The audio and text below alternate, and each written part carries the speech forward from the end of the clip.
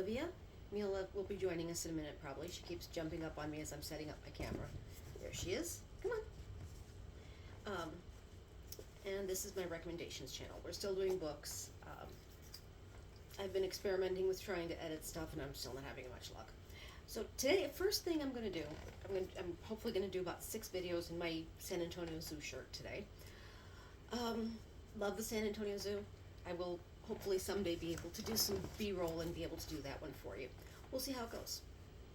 First off, we're going to start with kind of an honorable mention. It was a hard book to read. It wasn't as gripping as I would have liked, but you'll understand why I'm kind of mentioning, why I'm bringing this in. It's Furious Hours by Casey Sepp, and I'm going to try to read the rest of that. Murder, Fraud, and The Last Trial of Harper Lee, I think. These are not distance glasses. These are just blue light blocking glasses that I happen to like the look of. So I'm as blind with these on as I am if I weren't wearing glasses at all. Anyway, so basically, the last trial, we'll get to that in a second. So this is the story, more or less, of several people. Yes, most notably an attorney by the name of Tom Radney. I keep wanting to call him Boo Radley for obvious reasons, and of course Harper Lee. Basically, this is the story of a accused murderer named Willie Maxwell, who is surrounded by dead bodies that he just happens to have taken out life insurance policies on. There's a big chunk in here about the history of insurance and what insurance accomplishes and things like that. That was, when I pick up a book, like at Half Price Books, always read at least one-star review to see if whatever the negatives of the book are something I could live with. And that was what the one-star review said, was that it spends entirely too much time on the history of insurance. Basically, so Willie Maxwell just happens to have been happens to have had a bunch of people that he had insurance policies out on happen to die. And they hired Tom. I just realized I'm wearing my pajama bottoms and not my jeans. Sorry about that. And Tom defended him and got him off on the charges, let him free. Another person he had a life insurance policy on, which was his stepdaughter, also just happened to end up dead. And the stepdaughter's uncle, Robert Burns. I want to say Robert Burns. I know that's not right. Yes, Robert Burns, like the poet. Robert Burns sees Willie Maxwell in public, I think as he's coming out of his trial, and shoots him dead in public, in front of everybody. And he hires the same attorney, Tom Radney, to defend him. And Tom Radney gets him off on temporary insanity and gets him committed to an asylum mental hospital until the doctors there decide that he's well enough to go back out in society. And then Tom's family hires Harper Lee to write the book about the whole trial and Tom's life and things.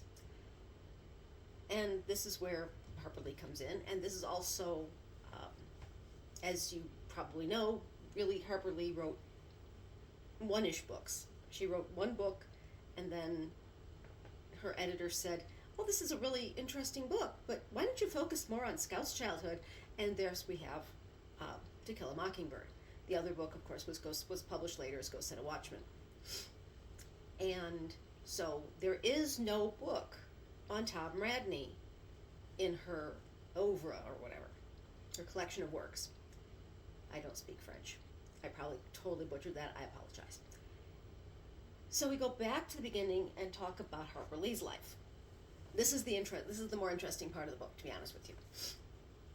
We start out with the fact that she and Truman Capote grew up as childhood best friends. I think they lived next door to each other in Alabama. And there was a piece of dog hair. Sorry. And and they both became writers. And Harper Lee wrote a lot of like essays and short stories and stuff, in addition to the stories that Ingo Said a Watchman and To Kill a Mockingbird, the Finch story, the Finch family story. And she went with Truman Capote to Kansas while he was working on In Cold Blood, and was his assistant for that whole thing. And keeping an eye on Mila.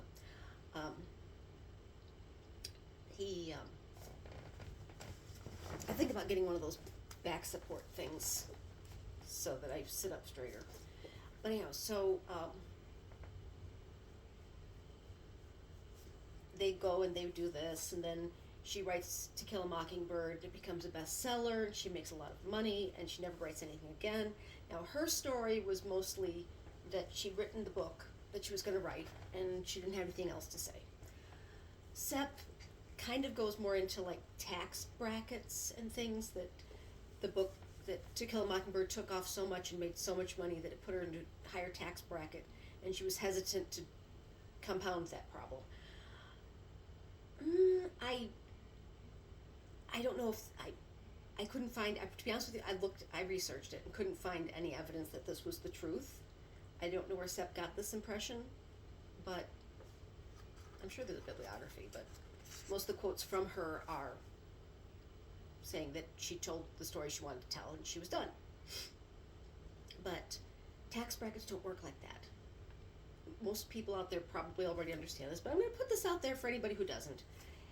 And basically, have you ever seen that meme with cups stacked on top of each other like glasses of wine, and as one wine goblet fills up, it's supposed to be how trickle-down economics is supposed to work. That's actually how tax brackets work. Basically, when your cup fills up, the wine spills over and starts filling up the next cup, and that's so basically you get taxed at whatever. I'm not a tax attorney, or even an accountant, but let's go with just straight 10, 20, 30 or whatever. So your first however many $1,000 are taxed at 10%. Then the next however many thousand is taxed at 20%. Not all of it. This part's still only 10%.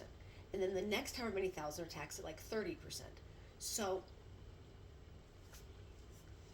the argument that Sepp uses is that it would have been too expensive for her to keep writing. And I'm like, but that's not how that works. I actually used to work with a young man back when our employer would, and apparently before I started working there, our employer would allow infinite overtime.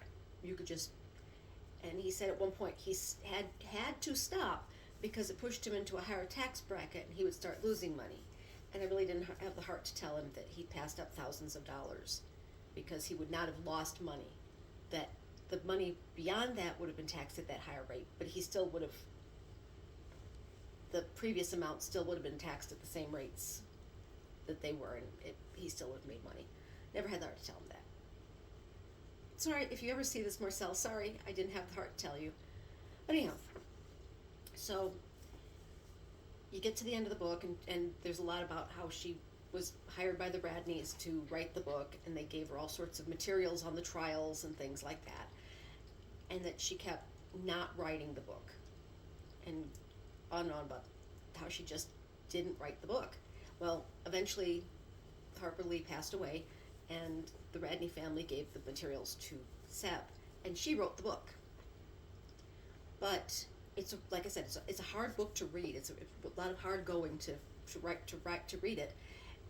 And I realized that from where I sit, maybe I'm reading it wrong, but from where I sit, the plot is the thing about the murders or the deaths and the trials and all that. The theme is, this is a really hard book to write. So that's why I'm giving it an honorable mention. I can see why it's a bestseller. I can see why lots of people love it. But yeah, it's not an easy read because I think it was not an easy book to write. So we're going to call that kind of an honorable mention, not really a recommendation, but if you're interested in that sort of thing, go out and get it.